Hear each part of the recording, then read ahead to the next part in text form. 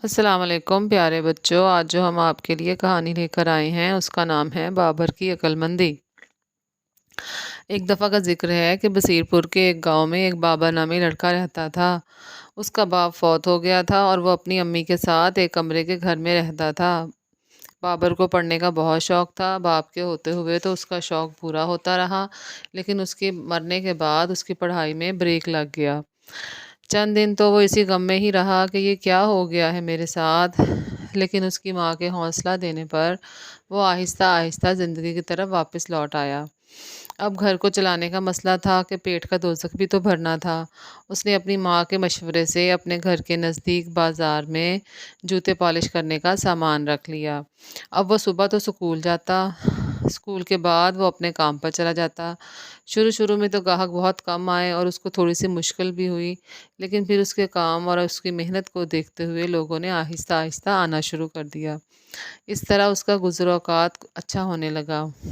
اس کی ماں بھی اس کی مدد کرتی اور گھر میں بیٹھ کر لکڑی کی ٹوکریاں بنا کر بیچتی، تو اس سے بھی ان کو کچھ مدد مل جاتی۔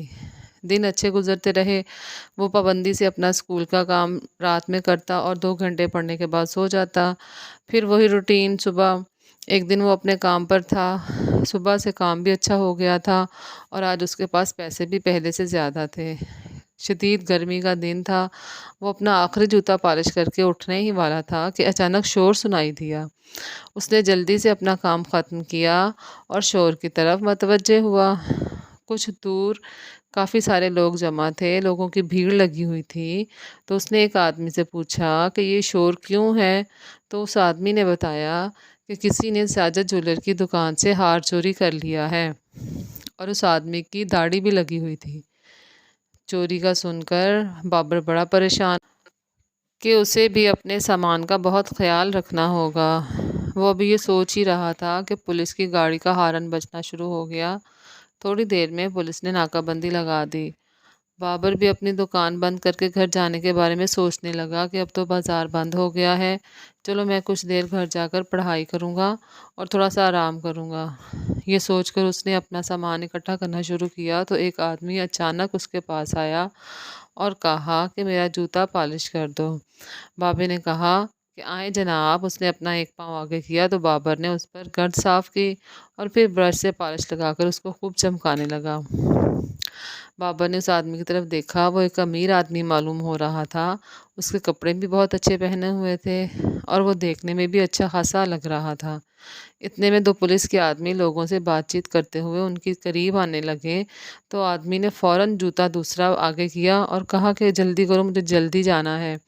بابر بڑا حیران ہوا کہ پہلے تو اس نے نہیں کہا، لیکن پولیس کو دیکھ کر اس نے جلدی مچا دی ہے، ضرور کوئی بات ہے۔ اس نے دوسرے جوتے کو صاف کرنا شروع کیا۔ جب وہ گرد صاف کرتے ہوئے اور پالش لگاتے ہوئے بابر کو محسوس ہوا کہ اس کے جوتے کی ایڑی میں کچھ ہے تو وہ چونک گیا اور چوکنا ہو گیا اور ساری بات سمجھ گیا۔ جوتا پالش کرنے کے بعد اس نے پیسے نکالنے کے لیے جیسے ہی اپنی جیبیں دیکھنی شروع کی تو بابر نے بڑی ہوشیاری اور عقل مندی سے اس کے جوتے کے دونوں تسمے آپس میں باندھ دیے۔ وہ آدمی پیسے دے کر جیسے ہی مڑا اور مڑتے ہی وہ زمین پر گر گیا، کیونکہ بابر نے اس کے تسمے باندھ دیے تھے۔ موقع غنیمت جان کر بابر نے پولیس والے کو آواز دی کہ جناب، ہار اس آدمی نے چوری کیا ہے اور اس کے پاس ہار موجود ہے۔ پولیس فوراً اس آدمی کے پاس آئی تو بابر نے کہا کہ اس کی جوتے کی ایڑی میں ہار ہے۔ پولیس نے جب اس کے جوتے اتارے تو ایڑی میں سے ہار مل گیا۔ پولیس نے اس کی باقی تلاشی لی تو اس چور کی جیب سے داڑھی بھی مل گئی جو اس نے چوری کرتے وقت پہنی ہوئی تھی۔ بابر کی جرأت دیکھ کر پولیس والے بہت خوش ہوئے۔ انہوں نے اس کو 500 انعام کے طور پر دیے۔ پھر ساجد جولر والوں نے اس کی پڑھائی کا خرچہ اٹھانے کا وعدہ۔ جب وہ اسکول گیا تو بابر کے کارنامے کی دھوم پہلے ہی سے مچی ہوئی تھی، تو پرنسپل صاحب نے اس کو ایک کتابوں کا سیٹ اور یونیفارم تحفے میں دیا۔ یہ سب کچھ پا کر وہ بہت خوش ہوا اور اللہ تعالیٰ کا شکر ادا کیا۔ تو اس لیے بچوں، ہمیں ہمیشہ ہر برے کام کو روکنے کے لیے ایک دوسرے کی مدد کرنی چاہیے تاکہ ہمارا معاشرہ برائیوں سے پاک ہو اور ہم سب آپس میں محبت و اتفاق کے ساتھ رہیں۔